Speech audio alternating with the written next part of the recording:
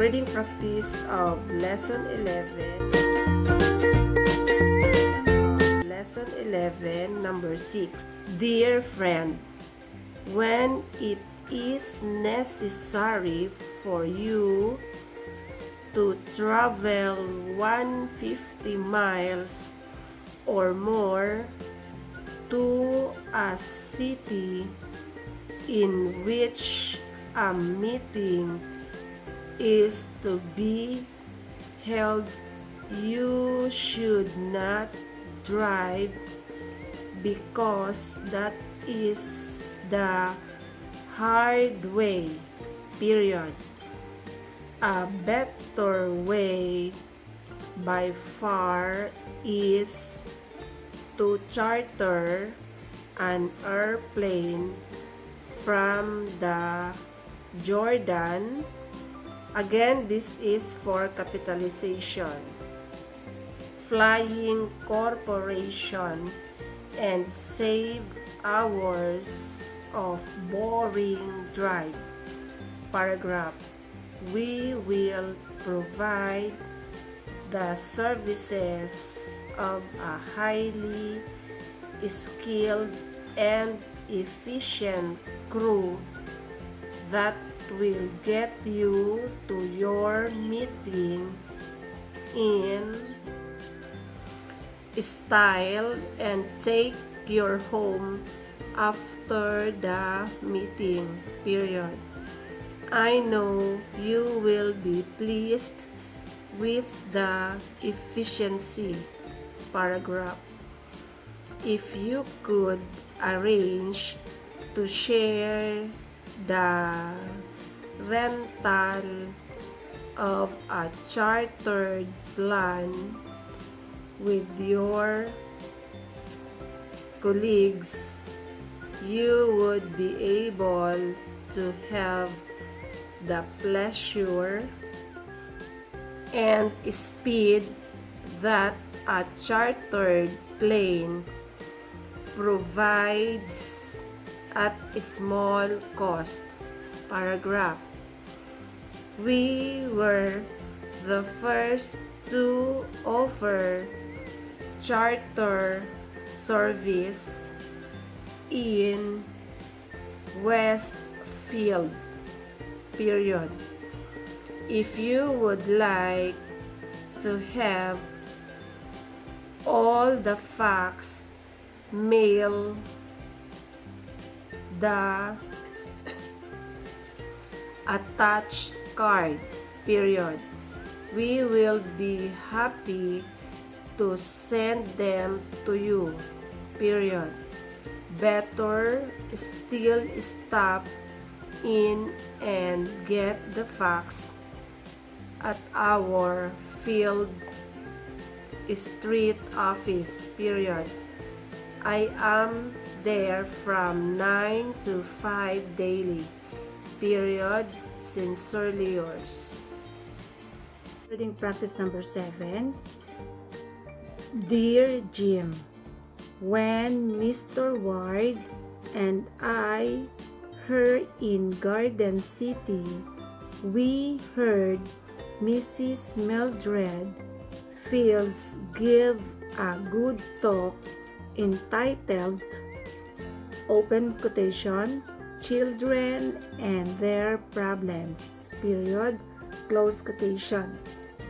After she finished, I asked her if we could print her talk in our magazine, Child Care, period. She offered to send me 2 copies, period. When I get them from her, should I send them to you, or should I send them to Mr. Sweet at his office address? Paragraph. I told Mrs.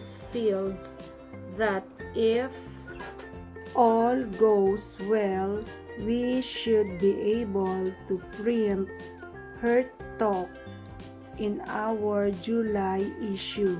Paragraph. Can we do this? Question mark. Sincerely yours. Dear friend, if you have been trying to find the offices of Coastal Airlines at 40th Street and Garden Road but have not been able to locate them, here is the answer to the problem, colon. We have moved from our old location to a new building at 415 3rd Street, which is across the street from the National Insurance Building. Paragraph. Our new offices are bigger and we have hired more people who will be able to help you plan all your trips. Paragraph. When you again have occasion to fly to a city that we serve, visit our 3rd Street offices and let our people take care of your needs. Period.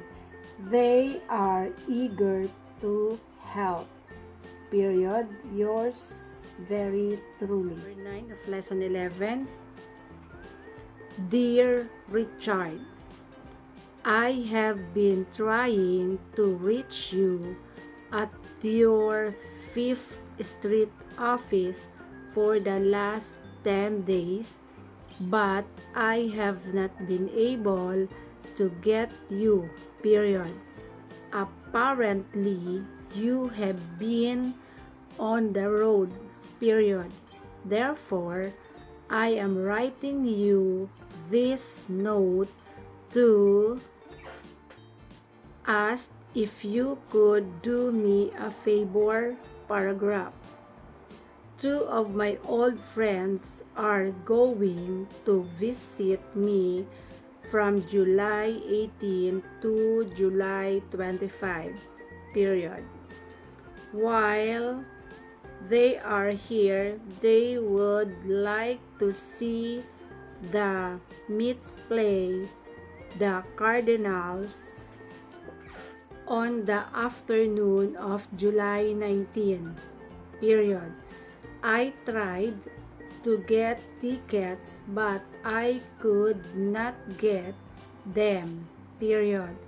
They told me that all tickets for that game had been sold since June 15. Paragraph.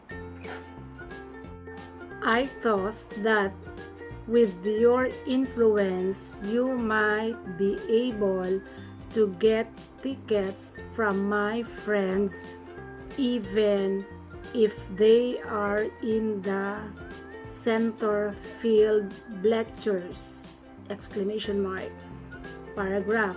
I know you will do your best from me. Period. Sincerely yours. Reading practice number 10 of lesson 11. Dear Madam, as you know, on April 15, you bought 2 handbags from Our Lady's store on Baker Street and charged them. Paragraph. You were billed for these handbags and our bill should have been paid by June 1. Paragraph. Mr. James, a member of our billing section, has called you on the phone on 3 occasions, but he has not been able to reach you. Period. We are therefore writing to ask you to send your check for $40 to pay for these bags. Paragraph. Won't you please take care of this matter?